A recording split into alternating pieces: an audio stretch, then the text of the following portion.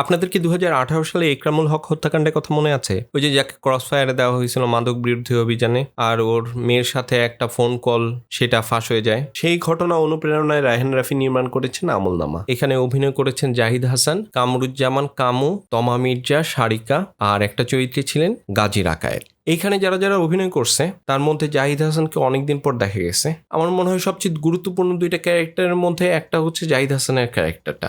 এই ক্যারেক্টারটা যেহেতু একটা মাদক নিয়ন্ত্রণের জন্য নিয়োজিত একটা বাহিনীর ক্যারেক্টার, ফলে সেই ক্যারেক্টার অনুযায়ী তার যে অভিনয়টা সেটা মনে হয় আরও কিছু করার ক্ষমতা রাখতো, সেইটা পুরোপুরি পায়নি। কামুর যে অভিনয় সেটা মোটামুটি ভালোই ছিল, মানে ওর গেট আপ, ওর বডি ল্যাঙ্গুয়েজ, এগুলা ওর ক্যারেক্টারকে এক ধরনের সাপোর্ট করে গেছে।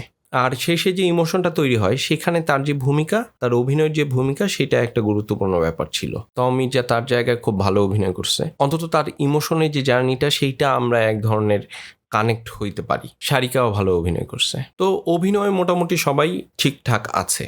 মানুষ ছোট, ছা অনেক বড়, ঠিক আছে।